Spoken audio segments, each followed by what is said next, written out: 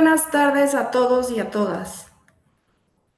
El día de hoy les doy la más cordial bienvenida a esta conferencia magistral titulada del encarcelamiento automático al control judicial inmediato, la prisión preventiva oficiosa fiscal en México, habeas corpus en España y estándares de libertad en Argentina.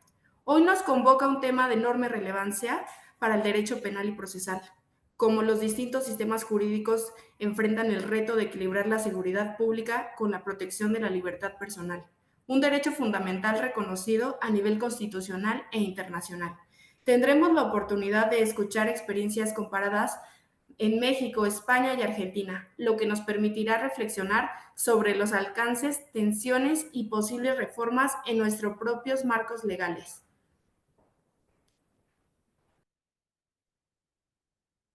Bien. Hola, Vamos muy buenas a dar tardes. Mi nombre inicio. es Daniela Albarrán y es un gusto, además de un honor, estar con todos ustedes el día de hoy en este espacio de reflexión académica.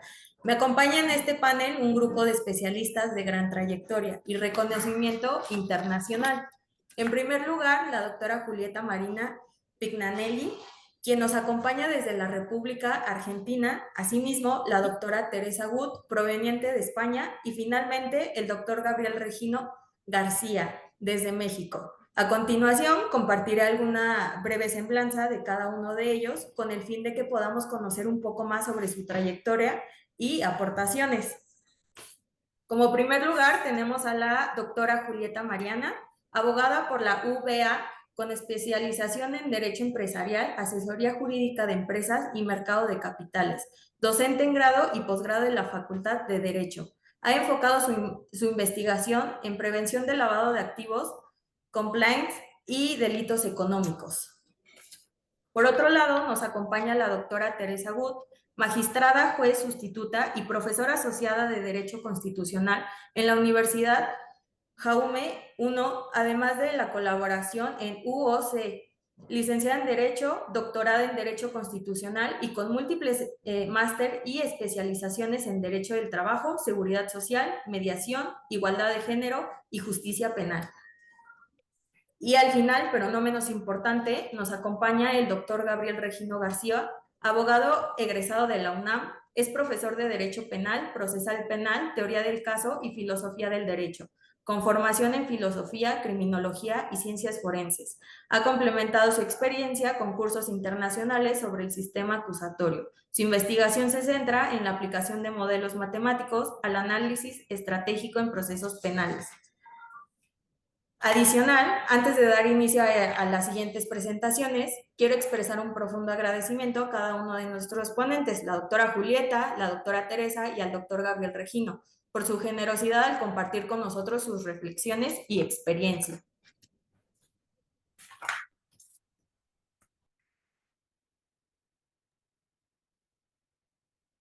Bien. Damos inicio a la doctora Julieta.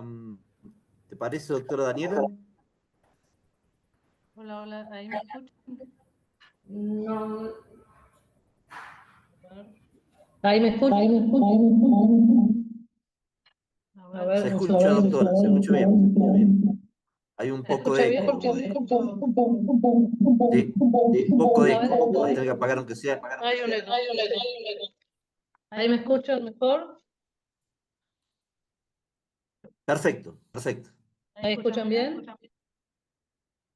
¿Sí? Perfectamente, doctora. Bienvenida. Bueno, les quería hablar un poco de un tema que tenemos en Argentina. El tema de la responsabilidad penal de las personas jurídicas es una ley para nosotros del año 2018,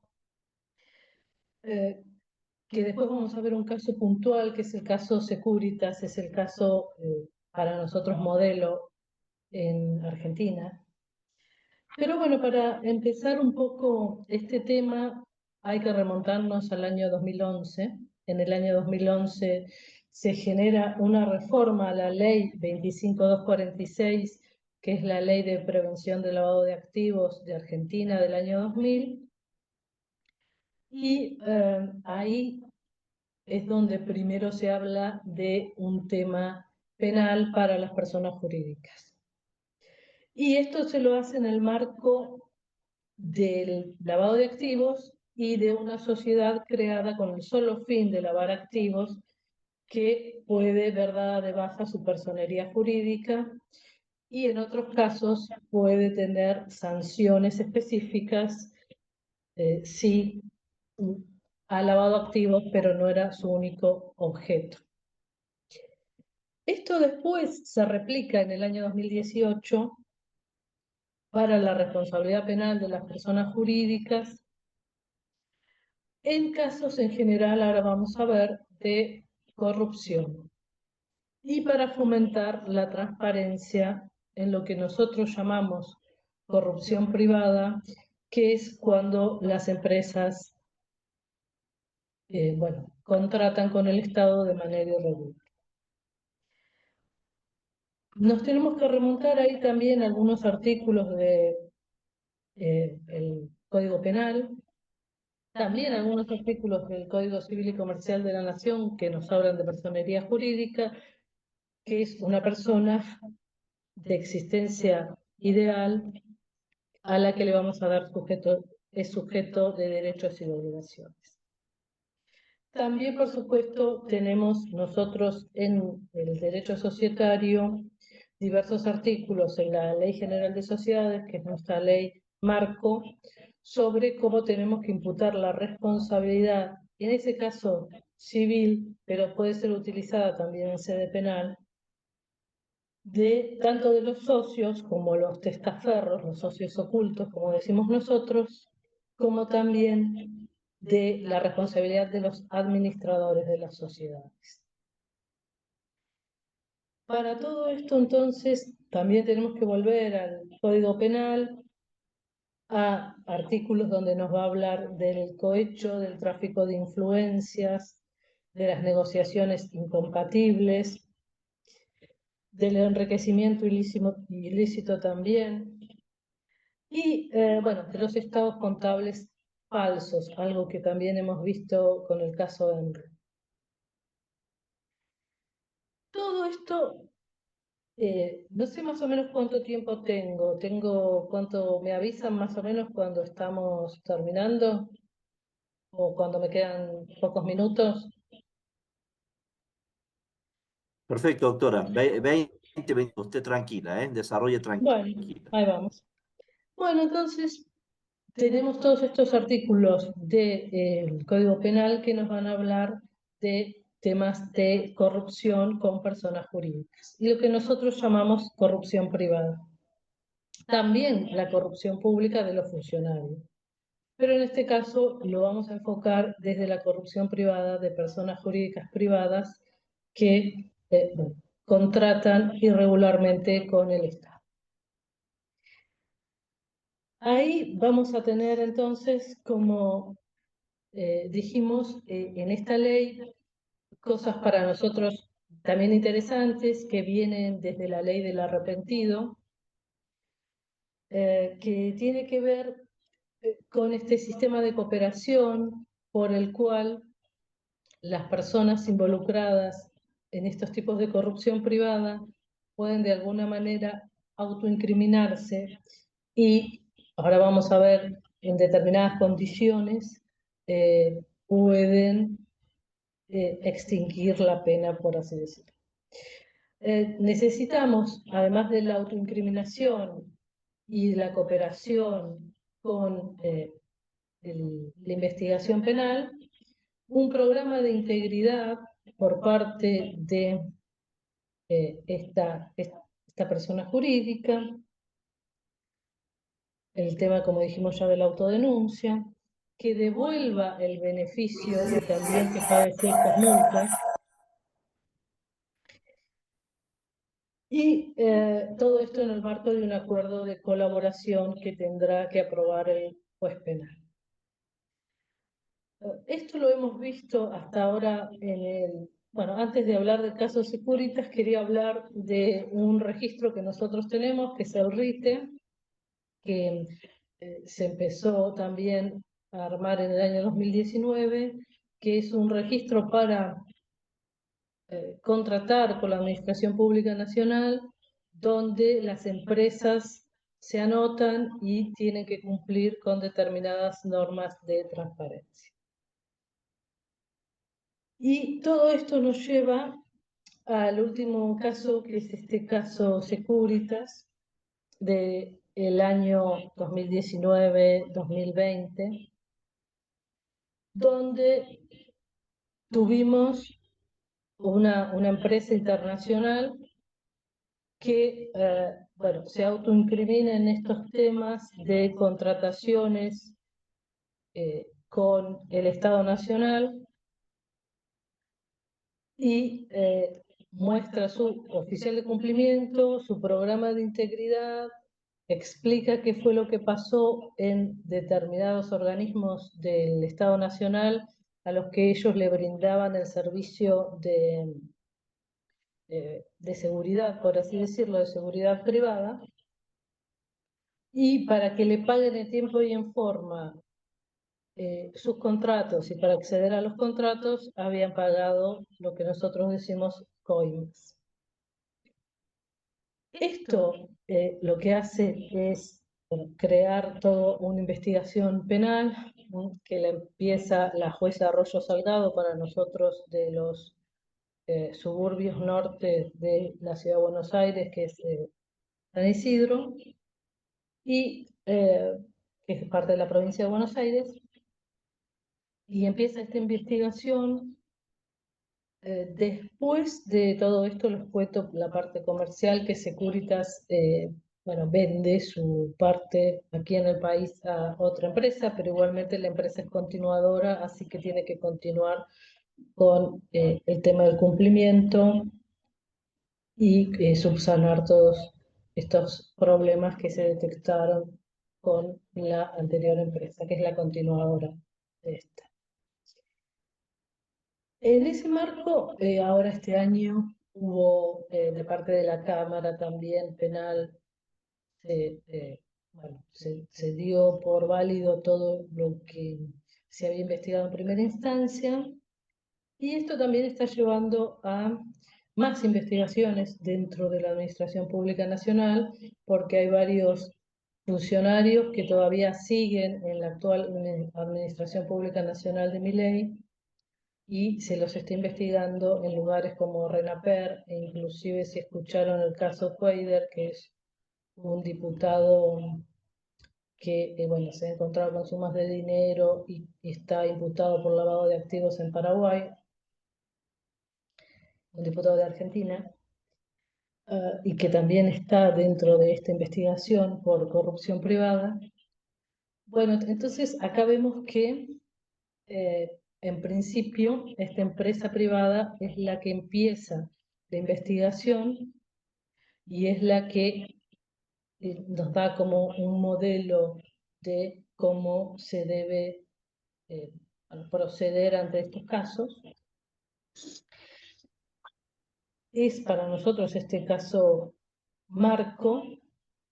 Si bien ahora en este momento nosotros no, bueno, sí hay obra pública, como vemos hay algunos casos, inclusive ahora en RENAPER y demás, pero bueno, la obra pública en Argentina ha bajado notablemente con este gobierno libertario. Y no hemos visto, bueno, también hubo algunos casos por el lavado de activos, donde se han penalizado a personas jurídicas. Ahí quiero hablar de algo muy importante, que es el tema del beneficiario final. Nosotros tenemos una resolución que es la 112 del 21 de la Unidad de Información Financiera, que nos habla de identificar a la persona humana detrás de la persona jurídica, que es la persona humana que tenga el 10% o más del capital de una persona jurídica.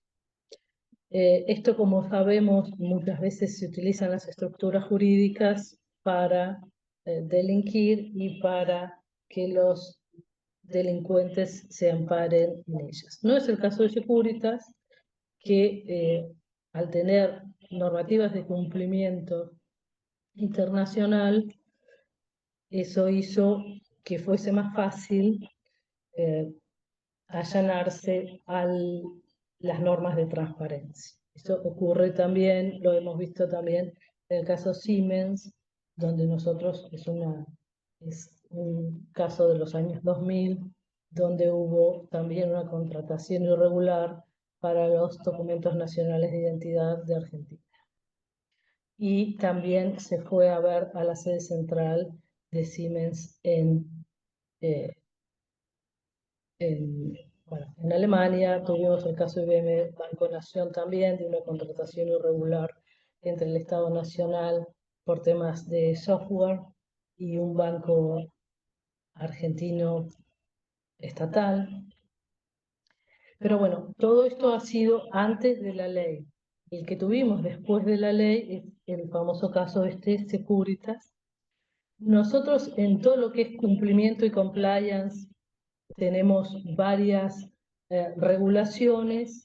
La ley, por supuesto, antilavado, que nos trae en el artículo 20 los sujetos obligados. Después tenemos algunos casos también para el caso de mercado de capitales de cumplimiento normativo, que son sectores muy regulados y tienen que tener un oficial de cumplimiento que esté mirando que se cumplan con todas las regulaciones en esa materia de mercado de capitales. Y ahora también para las empresas privadas que contratan con el Estado tenemos áreas de cumplimiento en temas de transparencia / corrupción. Como dijimos, para nosotros este es un tema nuevo porque lo tenemos desde el 2018 y por eso era claro que el primer caso iba a venir por una empresa multinacional que ya tenía estándares de transparencia en sus oficinas principales, como fue el caso de Securitas.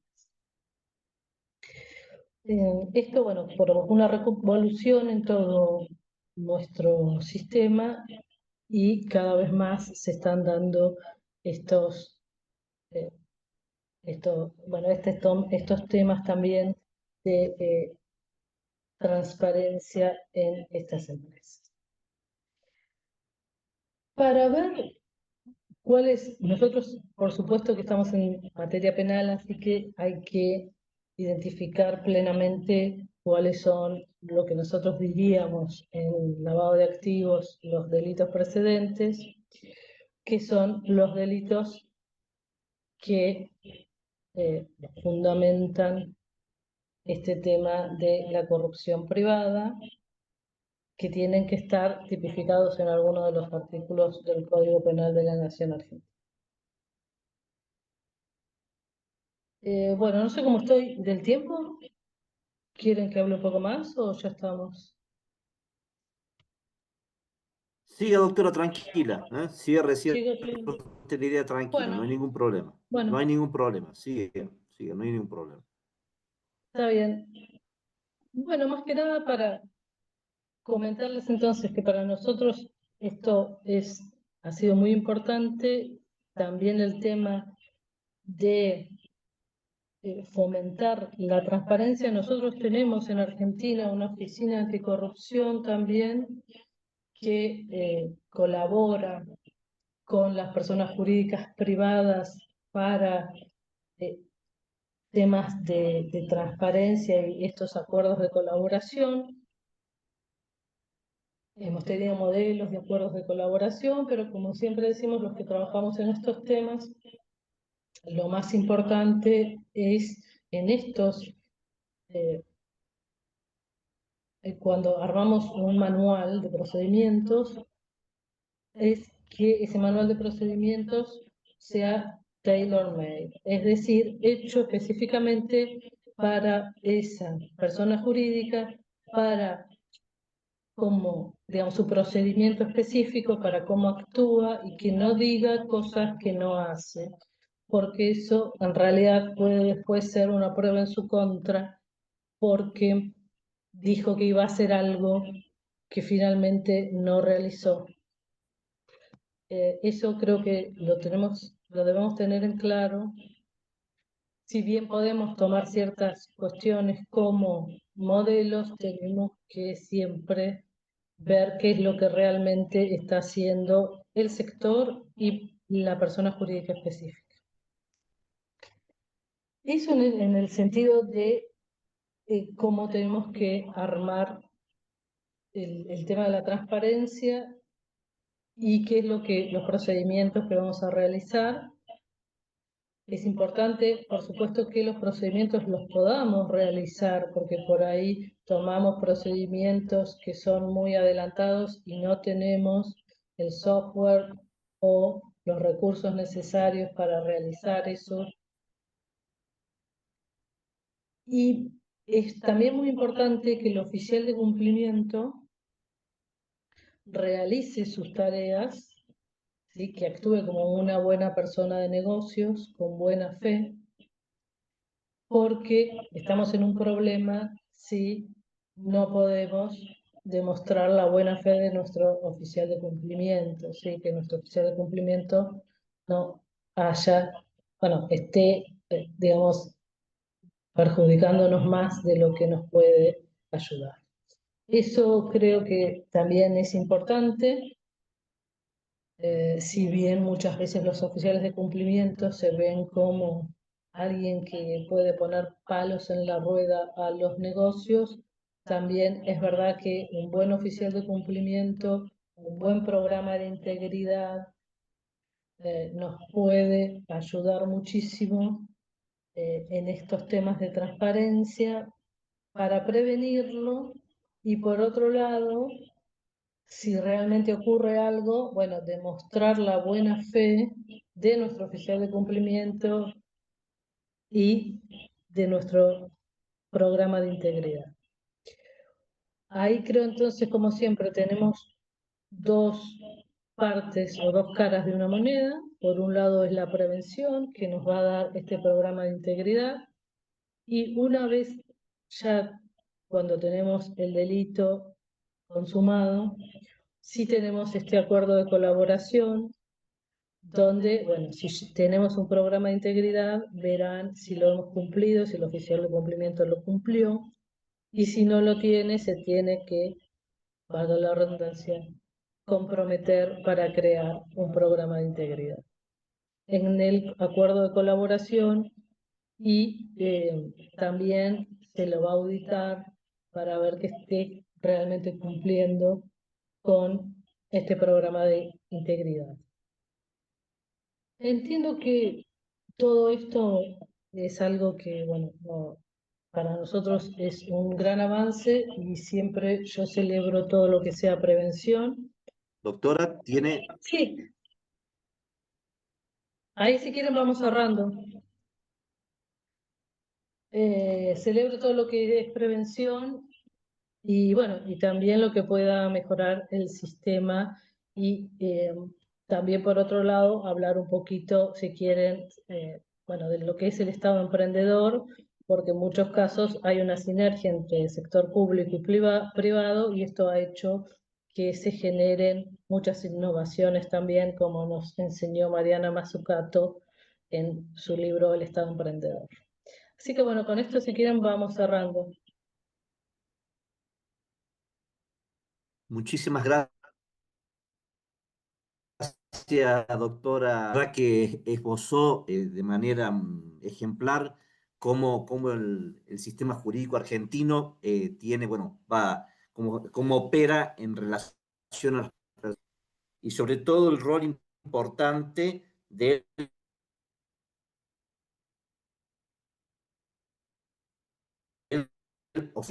lavado de activos. Muchísimas gracias, doctora. ¿Seguimos, doctora Daniela? ¿O?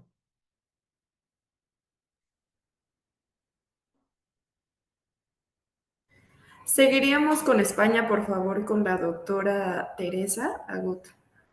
Bienvenida, doctora. Muchas gracias por acompañarnos. Muchísimas gracias. En primer lugar, quería dar las gracias a la organización Codex por haberme invitado en el día de hoy.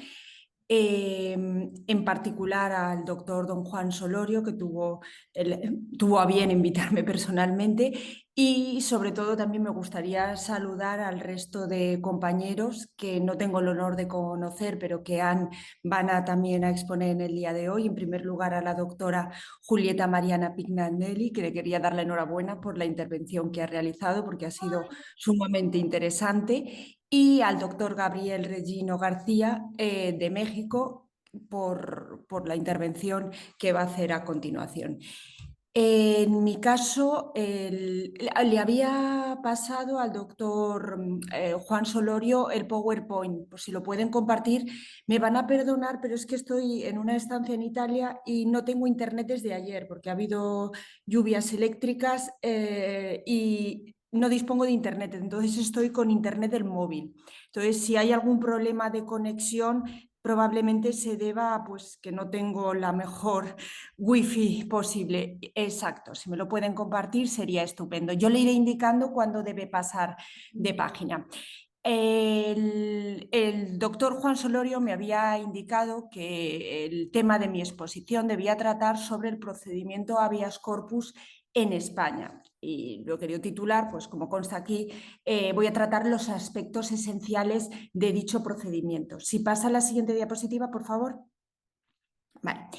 El procedimiento habeas corpus en España, pese a que por su nombre pudiera parecer pues, un procedimiento obsoleto y que en desuso, ello no puede estar más alejado de la realidad, por cuanto se trata de un procedimiento que suele ser bastante habitual en la práctica.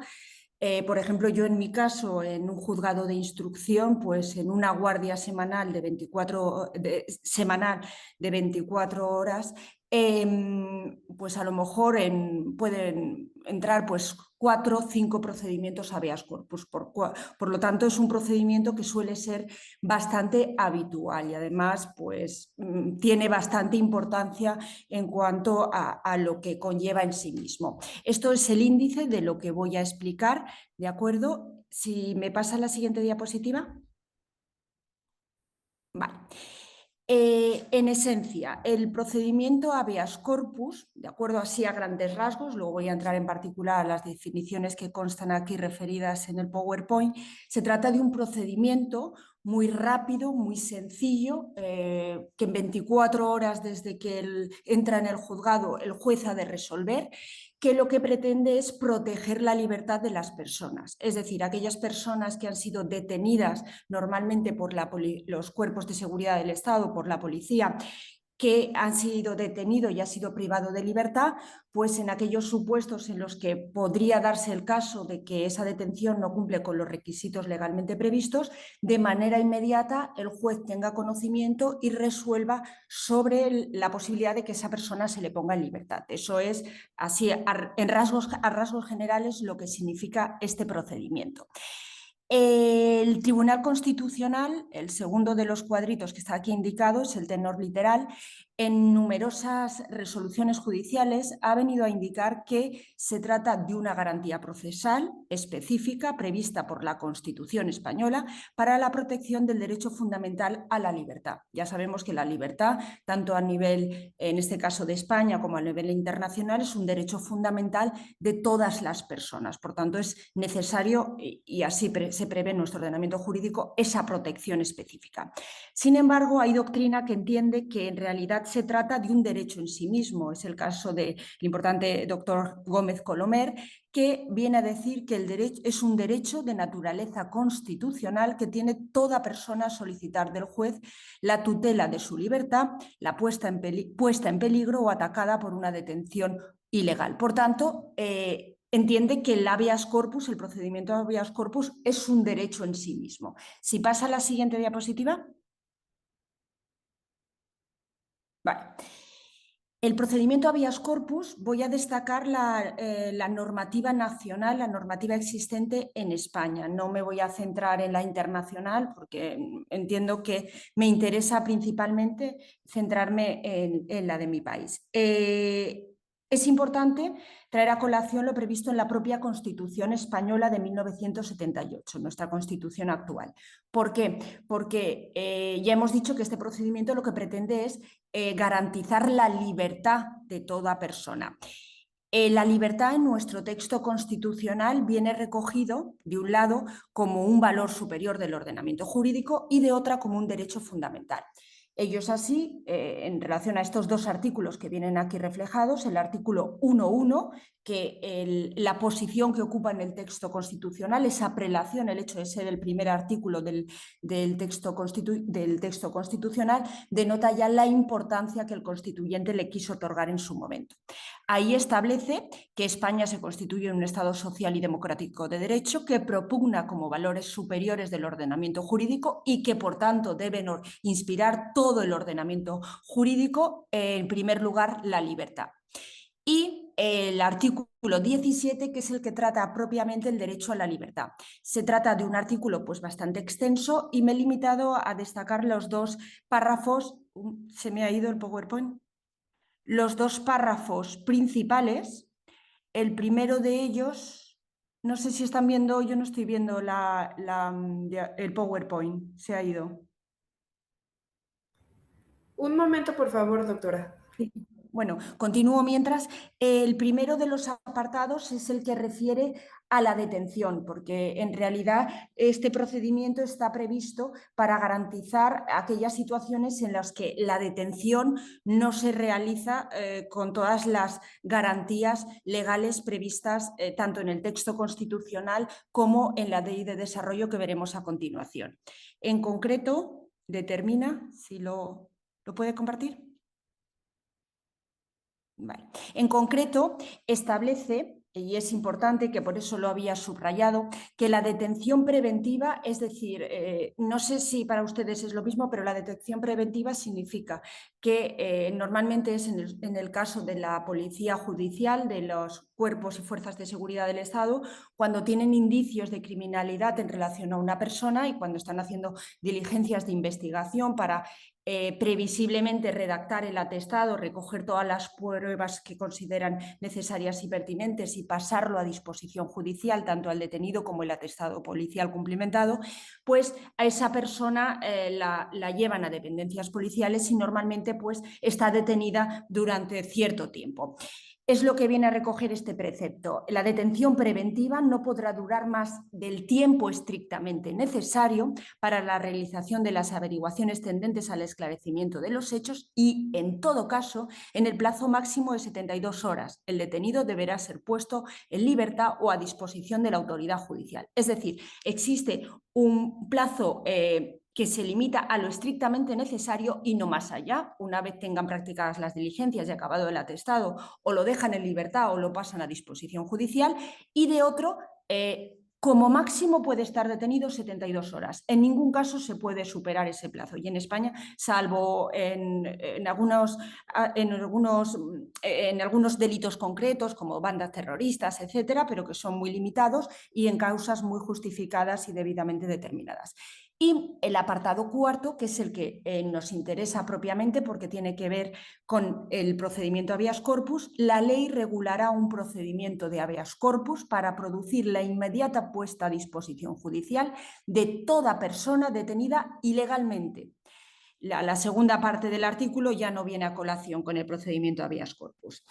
Esta ley de desarrollo, a la que refiere el propio texto constitucional en este apartado cuarto, es la ley que viene recogida en el último lugar en la diapositiva. Es la Ley Orgánica 6/1984 de 24 de mayo de procedimiento habeas corpus. Si pasa a la siguiente diapositiva. Por tanto, es un procedimiento recogido constitucionalmente y desarrollado mediante ley orgánica. ¿Cuáles son las características esenciales de este procedimiento? Pues es un procedimiento que es inmediato, es rapidísimo. Una vez se presenta, el juez en 24 horas debe resolver. Ya saben que en los textos constitucionales y en particular en España, el artículo 53 y 54 establece unas garantías de protección de los derechos fundamentales. Protección de la libertad conlleva necesariamente que esas garantías constitucionales específicas de protección de los derechos fundamentales pues les sean de aplicación. Pero además, en particular, este procedimiento en particular, que solo corresponde para proteger el derecho fundamental a la libertad. ¿Cuáles son las características de este procedimiento? Pues en primer lugar, la celeridad. Se trata de un procedimiento preferente y sumario. ¿Eso qué significa? Pues que se trata de un procedimiento que si entra en un juzgado, en este caso es competente el juzgado de instrucción, cuando entra en el juzgado tiene preferencia por delante de cualquier otro procedimiento que esté en marcha. Y además es sumario, es decir, los plazos se limitan al máximo, es muy rápido, es muy ágil, se tiene que resolver de inmediato. Estamos hablando del derecho a la libertad y, por tanto, si una persona está privada ilegalmente, ha de ser puesto de inmediato en libertad. Además, es un procedimiento sencillo y carente de formalismos. ¿Esto qué significa? Pues que el propio detenido puede solicitar mediante una simple comparecencia verbal que se inste este procedimiento y además no es preceptiva, no es obligatoria la asistencia de abogado y procurador. Además, tiene un carácter general. Ninguna autoridad o agente puede sustraerse al control judicial de la legalidad de la detención. Si la persona dice que ha sido detenido ilegalmente, el juez, con independencia de quién lo haya detenido, tiene que hacer las comprobaciones pertinentes para comprobar si efectivamente eso es así. Y la pluralidad de personas legitimadas para poder instar el procedimiento. Las personas, la legitimación activa, de acuerdo, la veremos a continuación, es bastante amplia. Además, es un procedimiento universal. ¿Por qué? Porque si se produce la detención ilegal sin respetar lo previsto en las normas legales, hay que comprobarlo, ¿de acuerdo? En el sentido más amplio. Y pese a que esa detención inicialmente puede ocurrir que fuera con todas las garantías legales, si posteriormente deja de cumplirse esas garantías, ¿de acuerdo? Se mantiene la detención o se prolonga ilegalmente o se superan las condiciones legales, de igual modo el juez ha de comprobarlo. Y además tiene una condición limitada. ¿Esto qué significa? Y es importante, que su objeto única y exclusivamente se limita a comprobar y a verificar la legalidad de la privación de libertad, si se cumplen los requisitos legales o no para que se proceda a esa detención, porque entrar en el fondo, ya lo veremos, no procede en este momento. Si puede seguir. Vale. ¿Cuáles son los supuestos de aplicación del procedimiento? Pues que se produzca, en primer lugar, una detención, que se haya privado de libertad a una persona. Esto normalmente es por los cuerpos y seguridad del Estado, pero pueden haber otros supuestos, ejemplos que he recogido aquí. Por ejemplo, que una persona sea internada involuntariamente en un centro psiquiátrico por algún brote psiquiátrico y se requiera, de acuerdo, pues la autorización posterior judicial. Pues puede que plantee el habeas corpus en un procedimiento administrativo en el que se detiene a una persona para ingresarlo en los centros de extranjeros para luego remitirlo a su país, también podría darse el caso, etcétera, etcétera. Hay distintos supuestos bastante amplios. Que la detención no haya sido dispuesta por la autoridad judicial, es decir, que en el caso, por ejemplo, de la policía que detiene, son ellos, en el transcurso de esas diligencias de investigación, que deciden detener a una persona. En el caso de que esa detención la hubiera acordado un juez, en ningún caso procedería a este procedimiento, sino que por el contrario correspondería los procedimientos, los recursos correspondientes que determina la Ley de Enjuiciamiento Criminal frente a la resolución en la que se acordara dicha detención. Además, es necesario que la detención sea ilegal. En su contrario, la ausencia...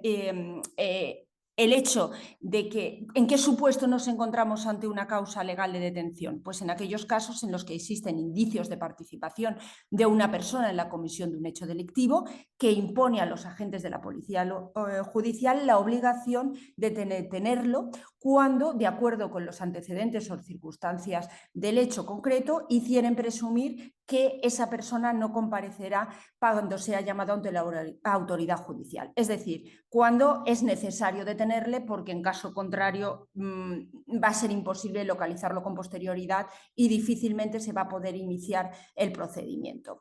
en aquellos casos en los que se produce un exceso en la detención, en el plazo. Es decir, ese plazo relativo, si por ejemplo el atestado está acabado en 12 horas, mantener la detención, prolongarla hasta las 72 horas, excede, ¿de acuerdo?, de lo que es obligatorio, ¿de acuerdo? Por tanto, implicaría que se está extralimitando la detención y cabría también la posibilidad de que lo solicitara o que se supera el plazo máximo de 72 horas. Asimismo, cabe también la posibilidad en aquellos supuestos en los que se omiten las garantías constitucionales y procesales básicas del detenido. El artículo 17, el artículo 17 de la Constitución que hemos visto en el apartado tercero recoge una serie de garantías y derechos para las personas privadas de libertad y que son desarrolladas en la ley de enjuiciamiento criminal. El artículo 509 y siguientes. Piénsese, por ejemplo, que no se le comunican los derechos que le asisten en el momento de la detención, que tiene derecho a guardar silencio, a no declarar contra sí mismo, a no confesarse culpable, tiene derecho a la asistencia de un letrado, imagínense que no han llamado al letrado, etcétera, etcétera, que también podría concurrir. Si es tan amable de pasar a la siguiente diapositiva. Voy muy rápida, ya lo sé, pero es que intento a ver si puedo explicarlo de forma lo más sucinta posible y para que les quede más o menos una idea clara de en qué consiste este procedimiento. Dicho esto, la ley, al igual que he dicho que el procedimiento es muy rápido, es muy veloz y que permite de inmediato garantizar esa puesta en libertad si procede una persona, esta ley se compone tan solo por 9 artículos, por tanto es muy breve, es muy corta, pero permite con estos pocos artículos establecer un procedimiento, de acuerdo, muy ágil y en la práctica bastante efectivo. ¿Qué es importante? He intentado hacer estos esquemas para que quede claro cómo se produce este procedimiento en la práctica. Ya hemos dicho cuál era el objeto, que era obtener la inmediata puesta a disposición judicial ante el órgano judicial competente de aquella persona detenida ilegalmente. El órgano competente ya hemos dicho que es el juzgado de instrucción. Existen 3 posibilidades, porque a veces no está tan claro cuál es el órgano de instrucción competente. Puede pasar, en primer lugar, corresponde al del lugar en el que se encuentre la persona que está privada de libertad. En segundo lugar, podría ser el caso que fuera el lugar donde se ha producido la detención. Y en tercer lugar, también cabría la posibilidad, todo por exclusión, el lugar donde se hayan tenido las últimas noticias o el paradero de la persona detenida. En el caso, ya iríamos a otros órganos cuando estuviéramos hablando de delitos de terrorismo o cuestiones similares, que es el juez central de instrucción, o en el caso del ámbito militar, el juez togado militar de instrucción. ¿Quiénes son las personas legitimadas activamente para poder iniciar el procedimiento habeas corpus? Pues lógicamente la persona detenida y todas aquellas personas familiares directos que pudieran relacionarse con él, el cónyuge o persona unida por análoga relación de efectividad, descendientes, ascendientes, hermanos, en el caso de los menores o discapacitados, aquellas personas que los tutores o las personas que ejercen las medidas de apoyo.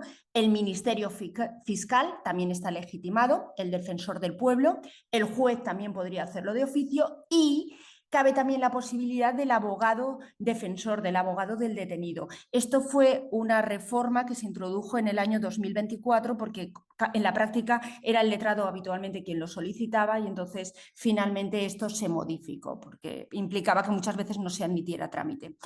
El artículo 1.2 que aparece aquí en verdecito, eso es lo que acabamos de ver de las causas en las que se puede acordar este procedimiento. Si pasa, por favor. Esto es el esquema total del procedimiento. Es así de corto, es así de sencillo. Y si me pasa la siguiente diapositiva, voy a desmembrarlo rápidamente, ¿de acuerdo? Porque me interesa especialmente la primera parte.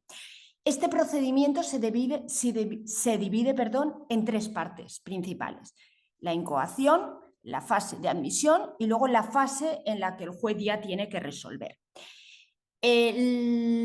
Normalmente, en la práctica judicial, ¿cómo se inicia este procedimiento? Normalmente por ejemplo, en el juzgado que yo estoy, te pueden llamar a cualquier hora del día, a las 9 de la mañana o a las 3 de la mañana. Si eso ocurre, con independencia de la hora que sea, estés en el Palacio de Justicia o te encuentres ya en tu casa, porque han acabado las horas de audiencia, te llama por teléfono los cuerpos de seguridad y de inmediato tienes que acudir al juzgado, porque hay que resolver. Imagínense que efectivamente esta persona está privada de libertad cuando no debería estar privado. Estamos hablando de un derecho fundamental, por tanto hay que resolverlo de inmediato y el juez debe hacerlo una vez se le comunique. Iniciar el procedimiento. Por tanto, ya hemos visto antes que se puede iniciar de oficio o a instancia de parte que lo solicite. Para ello debe presentar un escrito, ¿de acuerdo? Un formulario normalmente que se rellena en dependencias policiales o mediante una comparecencia que ya hemos dicho que en el caso de detenido podría ser verbal, simplemente comunicarlo. Normalmente es un formulario que se rellena en dependencias policiales que hace referencia al procedimiento y que hay que completar con unas cuestiones básicas, porque si el propio detenido lo tiene que hacer y normalmente es lego en derecho, pues cuanto más fácil se lo pongan, pues más probabilidades hay de que pueda solicitarlo. En ese formulario se indican pues, las circunstancias personales de la persona, los datos, el lugar donde ha sido detenido, la autoridad que le ha detenido y las circunstancias concretas o más relevantes sobre la detención y los motivos concretos, de acuerdo, especialmente por los que considera que esa detención es ilícita, que no debería estar detenido y que debería ser puesto en libertad de inmediato. Una vez recibido ese formulario, que normalmente la policía lo comunica telefónicamente y lo que hace habitualmente es remitirlo por fax al juzgado o anticiparlo por correo electrónico. Una vez llega, se da trámite, se incoa el procedimiento, se da traslado al Ministerio Fiscal para que informe y a continuación, a la vista de la documentación que recibe el juez, que normalmente es el formulario y lógicamente, el atestado, si ya está finalizado o lo que tenga la policía redactado, también. El juez valora y a la vista de esa valoración dicta un auto, bien de admisión a trámite, de incoación o bien de denegación de la incoación. Esto es un trámite que en la práctica, veremos en las dos últimas diapositivas, es el más conflictivo de todos, porque en la mayoría de ocasiones, no quiero ser exagerada, pues en muchas ocasiones se inadmite a trámite y entonces esto ha generado una gran doctrina, un gran número de resoluciones judiciales por parte del Tribunal Constitucional. Frente a este procedimiento no cabe recurso en la jurisdicción ordinaria, pero sí que acabe ante el Tribunal Constitucional porque es una de las garantías que se otorgan a los derechos fundamentales y el Tribunal Constitucional no está dentro de esta jurisdicción ordinaria, sino que es el órgano, el tribunal que se encarga de interpretar la Constitución y de proteger cualquier vulneración de derechos fundamentales, que sería en este caso porque estamos hablando del derecho a la libertad. Dicho esto, una vez en el caso, luego volveremos sobre esto, que se admita y se incoe el procedimiento, esto conlleva automáticamente que el juez ordene a la policía que tiene detenida a esa persona, a la mayor brevedad posible, sin demora, lo pasen a su disposición. ¿De acuerdo? ¿Me pasa la siguiente diapositiva? Vale. Estamos ya en la segunda fase del procedimiento, en la tercera fase del procedimiento, que es la fase de alegaciones y prueba. Ya admitido, se ha traído a la persona detenida ante el juez o bien el juez puede acudir directamente donde esa persona se encuentre detenida y en ese momento es donde se practica y se propone toda la prueba que se considere oportuna. En la práctica, ¿qué suele pasar? Pues se le toma declaración al detenido, a los agentes que han procedido a su detención y si procede, porque no suele ser habitual, algún testigo o alguna otra prueba que se considere, porque la propia ley dice que el juez solo admitirá las pruebas que se aporten en el acto y que puedan practicarse en el acto. Comparecen todas las partes, que son las que están ahí enumeradas, el detenido, el Ministerio Fiscal, la autoridad que lo detuvo y la persona, en su caso, que lo custodia, y tras la práctica de estas pruebas, ¿de acuerdo? Y desde que el procedimiento, o sea, la solicitud entró en el juzgado hasta que el juez resuelve, pasan tan solo 24 horas. Es decir, practicadas estas pruebas, ¿de acuerdo? Estas comparecencias, automáticamente el juez resuelve y dicta un auto en el que decide lo que considera oportuno. ¿Qué puede resolver el juez? Bien puede decir, y ya con esto concluiría el procedimiento, que sea un auto desestimatorio, es decir, que el juez considere que la detención se ha producido conforme a derecho, que esa privación de libertad y las circunstancias que rodean a esa detención son correctas, la policía no se ha extralimitado en la misma. En dicho caso, no se imponen costas, salvo que el juez determine que existe temeridad o mala fe por parte de la persona detenida. Incluso podría tratarse, imagínense, pues que la persona denuncia o manifiesta que la policía le ha agredido durante la detención y que presenta una serie de lesiones que se las ha causado la policía. Lógicamente ahí estaríamos hablando de una cuestión mayor y en realidad está atribuyendo un hecho delictivo a los agentes de seguridad, a los agentes policiales, cuando en realidad tras la práctica de estas pruebas que hemos visto, se infiere que no es así. Pues en dicho caso podría deducir testimonio para que se incoara un procedimiento frente a esa persona por delito o denuncia falsa.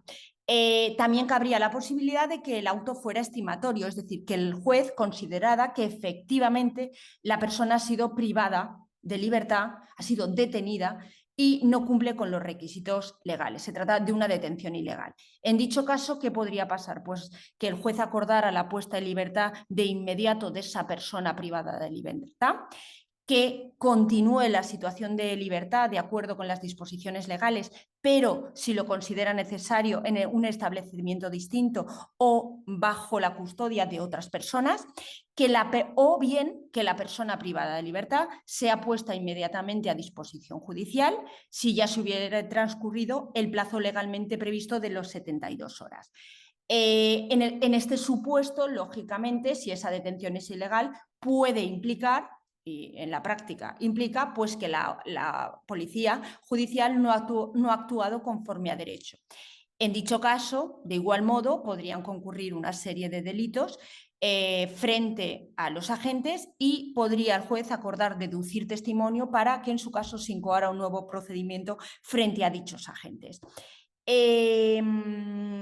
Esto es, a grandes rasgos, el procedimiento, que como ven es muy rápido, es muy veloz y muy efectivo, porque en la práctica lo que suele pasar es que normalmente cuando una persona, normalmente inducida por su abogado, que lo que quiere es agilizar esas diligencias policiales y que no agote el plazo de 72 horas para pasarlo a disposición judicial, al detenido, pues lo que logra muchas veces es que la policía pues intente agilizarlo al máximo posible y en el momento que traen a disposición del juez para que se inicie el trámite del procedimiento habeas corpus, pues traigan ya el atestado para iniciar las diligencias y las actuaciones judiciales correspondientes por el delito por el que había sido detenido. Esto normalmente es así en un procedimiento al uso, cuando estamos hablando de una causa pues mucho más compleja, que podría implicar que la policía pues tuviera que ocupar más tiempo para poder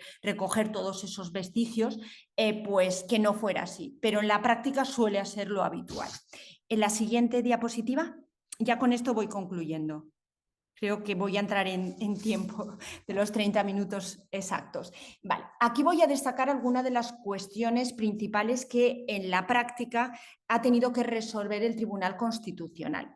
Como he planteado antes, este auto de inadmisión a trámite o de admisión a trámite y este último auto al que he hecho mención en el que se estima o desestima que esa detención es ilegal o por el contrario no lo es, no cabe recurso frente a los mismos, porque es una cuestión de lógica procesal por cuanto es un procedimiento tan breve que si tuviera que existiera la posibilidad de poder recurrir, en la práctica cuando ya estaría resuelto, esa persona ya se habría cumplido con creces el plazo de 72 horas. Por tanto, no cabe recurso frente a los mismos en la jurisdicción ordinaria. Pero por el contrario, sí que cabe, al amparo del artículo 53, apartado segundo del texto constitucional, la posibilidad de recurrir en amparo ante el Tribunal Constitucional. ¿Por qué? Porque se trata de un derecho fundamental y en el caso de que se haya agotado ya la vía judicial previa, el ciudadano que considere que se le ha vulnerado ese derecho puede acudir ante el Tribunal Constitucional. En la práctica, ¿cuáles son los recursos de amparo que han llegado? Pues en la mayoría de casos llegan por cuestiones relacionadas con el auto que no admite a trámite el procedimiento habeas corpus. Es decir, nos quedamos en esa primera fase del procedimiento. Una vez lo pide, llega al juzgado y el juzgado decide, tras el informe del fiscal, que no admite a trámite. Vale, hay que tener en cuenta que tan solo puede proceder la inadmisión del procedimiento habeas corpus por los dos aspectos que hay aquí recogidos. La falta del presupuesto necesario de una situación de privación de libertad no acordada judicialmente o por el incumplimiento de los requisitos formales y presupuestos procesales del artículo 4 de la ley del habeas corpus.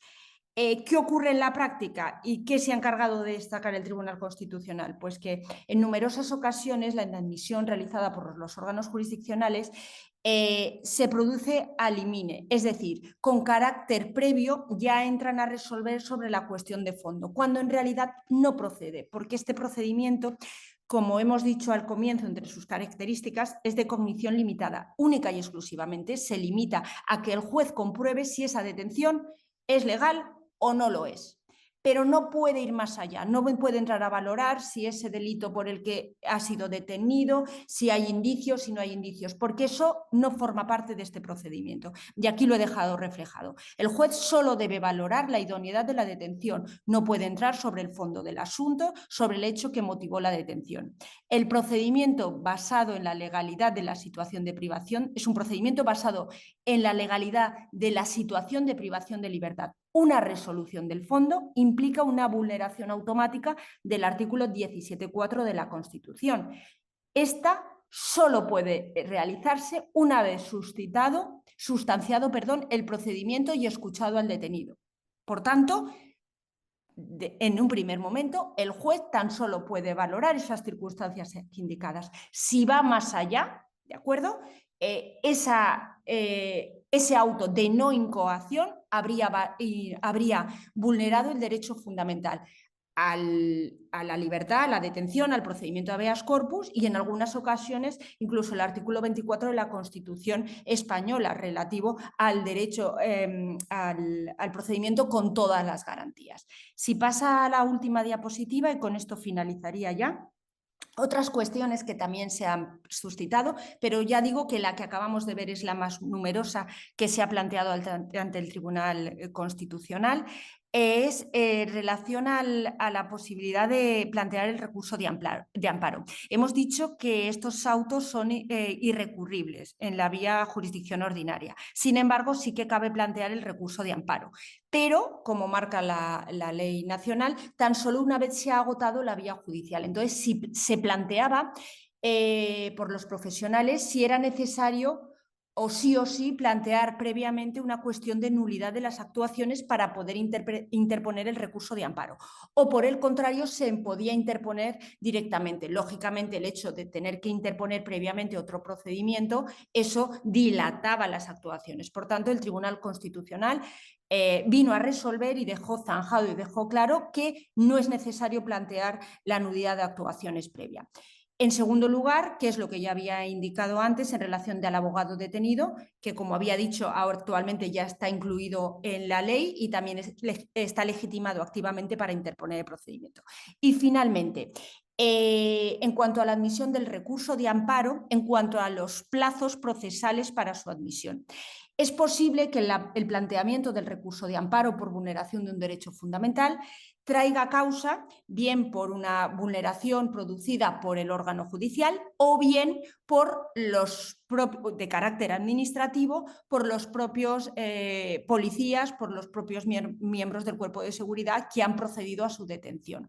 Dependiendo de en quién recaiga ese incumplimiento o que la parte plantee que ha vulnerado el derecho, podríamos estar hablando de un procedimiento, un recurso de carácter administrativo cuyo plazo son 20 días o, por el contrario, un recurso de carácter judicial cuyo plazo es más amplio y son 30 días. Pero cabe también la posibilidad, que aquí es donde surgían las dudas, que sea un recurso de carácter mixto, en aquellos casos en los que la vulneración se destaca que ha sido por parte también del juez, ¿de acuerdo?, que en el momento de resolver o que pasó a disposición, y por parte de los agentes del cuerpo de seguridad. Y lo que ha venido a destacar el Tribunal Constitucional es que en dicho caso el plazo es de 30 días. Y con eso ya ha zanjado la cuestión. De hecho, es la última sentencia que ha dictado el Tribunal Constitucional a colación del habeas corpus, que es la que queda ahí destacada, la número 106 de 2025, que es de este mismo junio. Con esto he finalizado ya el habeas corpus. Siento haber ido tan rápido, pero lo que quería era destacar lo más relevante del procedimiento y espero que haya quedado más o menos claro. Muchísimas gracias por la atención prestada.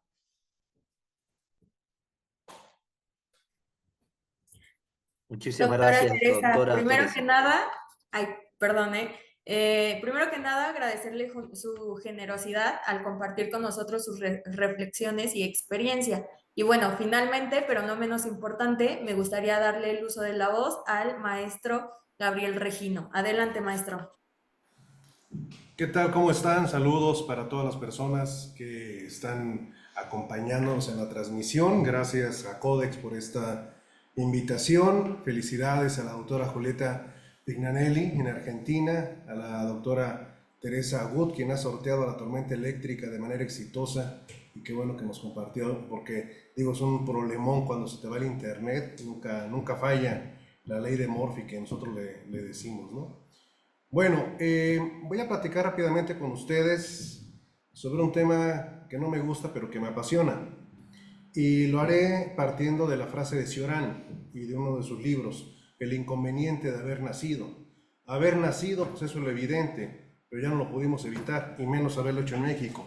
Y me voy a explicar el porqué de esto, porque mi temática tiene que ver con la prisión.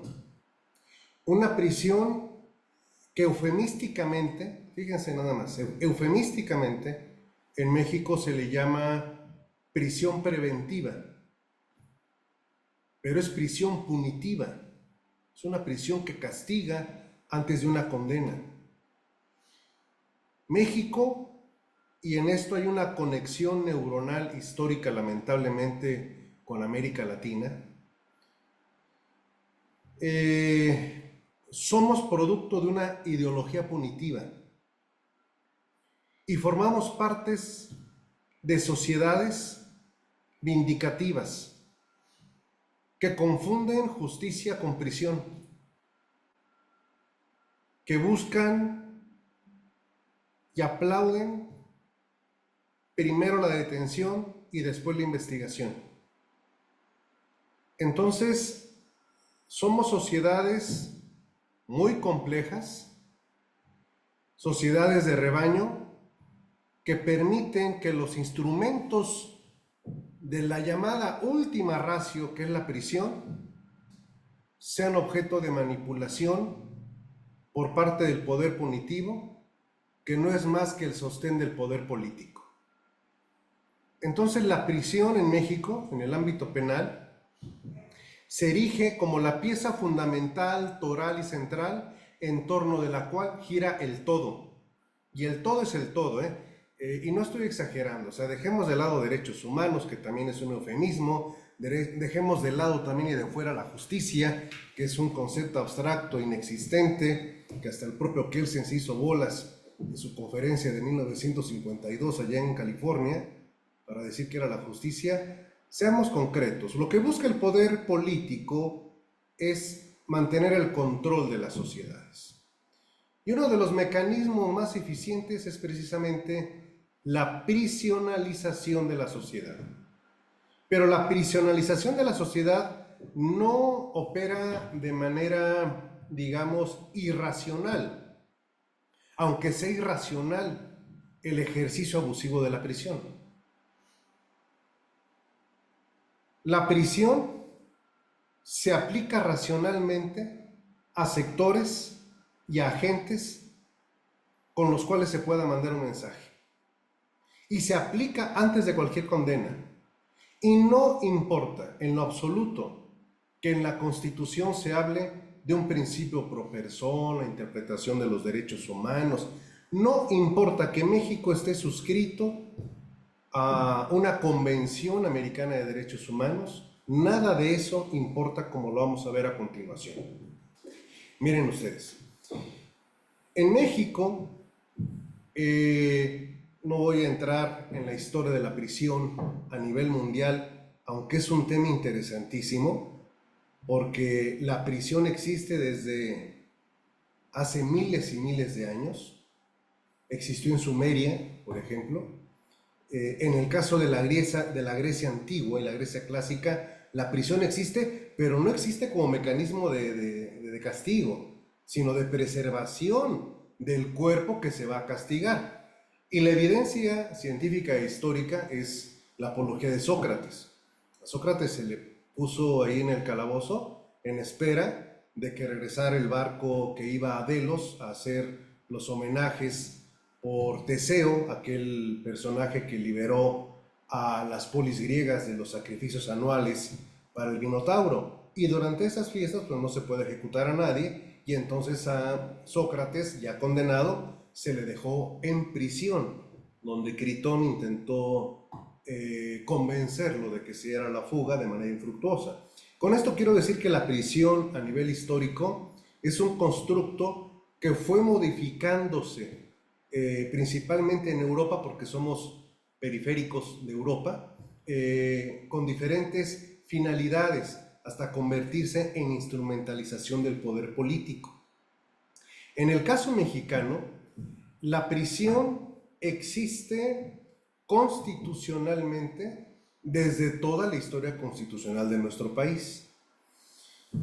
Y la prisión, antes del sistema anglosajón que hoy tenemos en el ámbito procesal penal, nosotros tuvimos un sistema procesal horrible, que era un sistema que hoy le llaman pomposamente mixto, ¿no? Entre inquisitorio y acusatorio, pero que era más inquisitorio que otra cosa, y que fue resultado de muchos errores históricos y de muchos fenómenos que no es el espacio ahorita de abordarlos, pero solo decirles, para que se ubiquen temporalmente, voy a hablar de la modernidad mexicana, 1917 al año 2008, casi un siglo, 1917 a 2008. 1917 lo menciono porque es el año donde se expide una de las tantas constituciones que hemos tenido, pero al final la última que tenemos, aunque esta constitución que tenemos también parece la paradoja de Teseo, aquella paradoja en la que en una barca que está construida y que va navegando, pues se va desgastando, y como se va desgastando, van sustituyendo los maderos por unos nuevos. Al final del viaje, toda la lancha, todo el barquito es nuevo, y todos los leños o todos los maderos viejos, pues ahí van y los dejan. La pregunta es, ¿cuál es la verdadera barca? Porque con los viejos vuelven a construir una barca. Entonces, ¿la barca de Teseo buena es la 1 o la 2? Y es lo mismo que nos podemos preguntar en el aspecto de nuestra Constitución, porque aunque es de 1917, lleva más de 170 reformas. Imagínense lo que esto significa. Entonces, en el ámbito procesal penal de 1917 a 2008, el proceso penal se rigió por una prisión automática. ¿Qué es una prisión automática? Aquella que inmediatamente que el Ministerio Público, como gran decisor, señala, selectiviza a una persona o a un grupo de personas y dice, ustedes, órale, para adentro, ellos se van a sufrir la pérdida de su libertad durante todo el proceso penal, si es que el delito que se les atribuía en ese tiempo excedía en su medio aritmético de 5 años de prisión. Entonces, esta prisión automática es algo que en México estamos acostumbrados, lamentablemente. Acá no existe el habeas corpus, como en el caso de Inglaterra, de Estados Unidos, de España, que la doctora nos ha ilustrado sobre ello. Tenemos algunas figuras similares, pero no tan eficaces. Total que una vez que se dice en la Constitución del 17, te vas a ir al bote si el delito que se te atribuye en su término medio aritmético de la pena mínima, pena máxima, excede de 5 años, entonces los legisladores secundarios empezaron a incrementar las penas de los delitos, de tal suerte que era una suerte no enfrentar el proceso penal en prisión. Enfrentar el proceso en libertad se convirtió en la excepción, cuando tenía que ser al revés. Y lamentablemente en esto contribuyó mucho las opiniones jurisprudenciales de nuestra Corte en lo que se llaman quinta, sexta, séptima, octava y novena épocas, que son los tiempos que se van creando para la emisión de criterios judiciales en nuestro país. Bueno, en la década de los 90, todavía con el proceso penal anterior, vino como siempre, porque el ámbito penal en México siempre se está reformando para hacerlo más fuerte, para hacerlo más duro. Se introdujo un concepto que fue un éxito de mercadotecnia, pero exitazo de mercadotecnia. Se creó el concepto delitos graves. Los delitos graves vienen a sustituir el concepto de la media aritmética. Entonces el Código Procesal Penal decía, son delitos graves los siguientes, y parecía una lista de supermercado de una persona sin techo, porque estaba atascada las hojas, y este. O sea, era impresionante. Eran más de 100 tipos penales los que ameritaban la calificativa de grave. Entonces, cuando una persona era detenida, lo primero que preguntaba, ¿es delito grave o no? Si es delito grave, se acabó. Entonces, al proceso penal privado de la libertad. Y los procesos penales podían durar 2 años, 3 años, 5 años. Y si alguien tenía por ahí la fortuna de tener una defensa eficaz y ser absuelto, el Estado solamente le decía, usted disculpe, se acabó. Ok, pero ese concepto de delito grave se quedó tan machacado en el consciente colectivo mexicano que hoy en día, todavía, aunque ya no existe la figura como tal, la gente sigue diciendo, es que es delito grave. Nada más para que se den cuenta del éxito mercadotecnia de esta reforma. Cuando llega la reforma constitucional del 2008, en la que transitamos de ese esquema procesal al que he hecho referencia a lo que hoy también de manera pues muy alegre se le dice sistema acusatorio o sistema oral acusatorio o juicios orales, que no es otra cosa que la implementación hegemónica neocolonizadora del proceso penal anglosajón a nuestro país, con la excepción temporal del jurado. Hago un paréntesis rápido. El jurado popular, como figura 100% griega, y que Alemania lo recogió, Inglaterra lo recogió, y que Estados Unidos lo tiene, se está implementando de nueva cuenta en nuestra periferia. Prueba de ello es la Argentina, Chile y los ejercicios que se están haciendo en otros países de nuestro continente. Nosotros en México ya lo tuvimos de 1861 a 1936-37, más o menos. Y no dudo que en algunos años lo volvamos a tener. Cierro el paréntesis histórico. Entonces, cuando viene el sistema procesal acusatorio, a partir de la Constitución del 2008, uno de los argumentos que se nos vende en la persuasión es, no, ahora sí se van a respetar los derechos humanos y ya la prisión no va a ser lo más relevante, no va a ser que te detengan luego, se acabaron los delitos graves. Casi pensábamos que venía un movimiento como el ataque a la Bastilla, ¿no? Así en la Revolución Francesa. Y todos felices, qué bueno, no, hombre, ya vamos a cambiar, por fin. Vamos a dejar lo arcaico y nos vamos a incrustar en una sociedad democrática donde se respeten los derechos humanos, sí, cómo no. Cuando se hace esa reforma constitucional, se crea un nuevo concepto. Ese concepto hoy es la pesadilla de cualquier mexicano. Así como lo fueron los delitos graves, hoy se llama prisión preventiva oficiosa. Fíjense nada más el nombre, cómo se gastaron las neuronas para decir, ¿cómo le ponemos ahora a la prisión? Ah, bueno, prisión preventiva oficiosa, que significa que, porque está en la Constitución, vas para adentro. Oye, ¿y la presunción de inocencia? Ah, mira. El truco en México es que todos tienen derechos humanos, todos tienen que ser felices, todos, con excepción de los casos que la Constitución te diga. Y si la Constitución dice que en estos casos tú no puedes ser feliz ni puedes estar libre, se acabó, no hay discusión que valga. Entonces, el proceso penal nuevo empieza en el 2008 con aproximadamente 12 figuras delictivas que podían irse desarrollando. 12 figuras delictivas de prisión preventiva oficiosa. Pero este maquiavelismo legal, o mejor dicho, maquiavelismo legislativo, creó un gemelo horroroso de la prisión preventiva oficiosa. Aunque para ser genéticamente más pulcros yo le llamaría un mellizo. Le hizo un mellizo. Entonces tenemos unos mellizos diabólicos. Prisión preventiva oficiosa y prisión preventiva justificada, o lo que eso quiera decir, o que lo que nosotros podamos entender. ¿Cuál es la diferencia entre la prisión preventiva oficiosa y la prisión preventiva justificada? Ontológicamente ninguna, porque en las dos estás privado de la libertad. En las dos es cárcel. Entonces, en esencia o en sustancia, ¿cuál es la distinción entre una y otra?